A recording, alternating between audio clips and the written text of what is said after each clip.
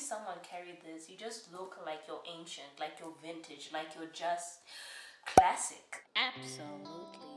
What's up guys, and welcome back to another Shiro, because Shiro plus video equates to Shiro, and I'm glad that you're back to see what I have next to offer. What I want to share today with you is my journey with journals. Okay, I use the word journal just because it sounds more refined, more mature, but I refer to my journals as diaries. I have a couple of diaries, some complete, some incomplete, and some with a particular purpose that is different from others. So the first diary I ever got was when I was 8 years old. It was from my best friend. There's this kind of like ballerina shoe thing going on there, and it actually had a key. I have since lost the key, but you could see I was not serious. I started painting in it, and interesting enough, I ended up tearing a bunch of pages out because I had been logging, but I thought that somehow by ripping the pages out it would be a good way to restart, and so all that history is gone and I can never get it back. A bunch of pages that have not been used. As much as I did get my foot in the water with it, it was not something that I kind of sailed with, figuratively speaking. The next one is a diary my sister gave to me. She gave me this diary when I was 10. It's kind of cute, it has this kind of opening mechanism, and the lovely thing about it is that it's very unique. This kind of organic paper, if I can call it that. No, I started my diary entries saying Dear Diary at this point. So 10 years old, Dear Diary was my caption. I ended up getting this diary in grade 10. It was meant to be like a homework kind of notebook thing going on, but I ended up using it to journal. This was a short-lived thing, but I would start off my journals with a title. So I would give it like a short story title before saying Dear Diary, and of course putting in the date. So over here you'll see that I said 16th January 2012, and I titled it in red Day Before School, and then moved on to Dear Diary. But I actually like the fact that I did that, because then it just makes it easier to know what happened where. The next diary I ended up getting was in 2017 by a company called Typo. And I really love this store because they just make stationery fun in a way that you like really want to become someone who's having all this kind of stationery, notebooks, pages, pens, paper, whatever.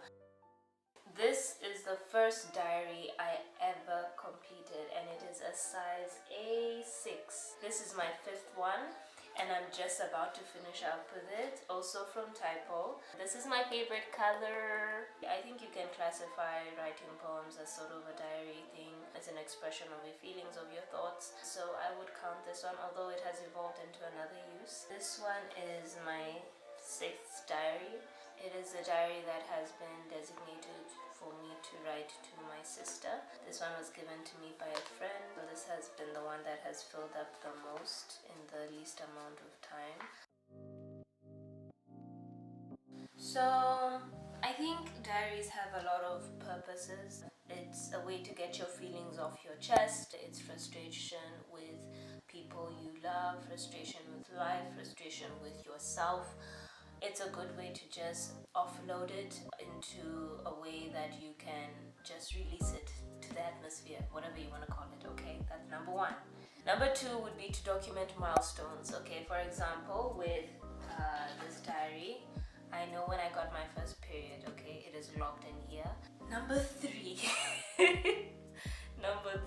I am the real life version of the girl in To All the Boys I Loved Before, because I do use my diaries to write love letters to my crushes, which they will never see. The fourth reason, which I've recently kind of tapped into, is for processing.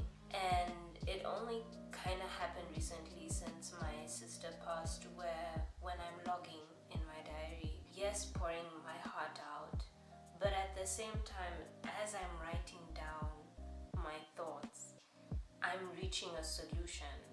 I'm coming to realizations about myself.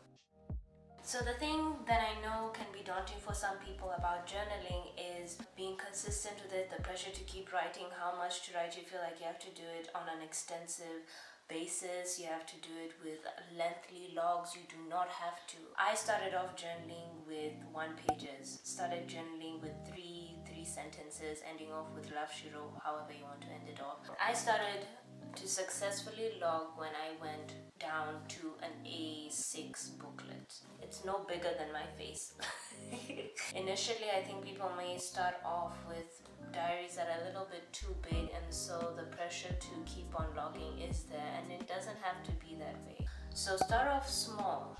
If you can, add descriptive details of what happened, because years later when you look back, it really does make you smile. I mean, there was one log in this book where I had a crush on this guy. I'm not gonna say his name, but it makes me laugh. It's actually titled, it's 4th October 2012, and it's titled Undeserved Love, and underneath is the boy's name, and this was in high school.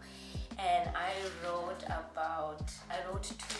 two long pages of this size book. It's bigger than my head, and it makes me want to roll over and laugh, okay? And that's because I was really into it. And what helped is that I wrote it shortly after the incident happened. So please, if you journal events, journal them as soon as possible so that the emotions are still fresh, and so that when you look back, it just almost feels like you're still there. The other thing I want to say is that journaling does not have to be a scheduled thing. You can journal when you want to journal, unless it really helps you with committing to it. For me, I prefer to sit down at my desk and write it properly so that my handwriting is cool. Sometimes I do it also after going for a walk or a jog and coming back to sit at the stairs outside. Another thing is that you can write in bed if you want to. That's not my most ideal position. It's a moment for yourself. It's also an expression of self-love, because I think you taking time to process how you feel is a form of self-love and maintaining your kind of spirit and your energy. This would be my 7th diary that I bought, and this is also from Typo, and I graduated to getting into a bigger diary. So there we go. For me, it's just very important that people have something that they leave behind.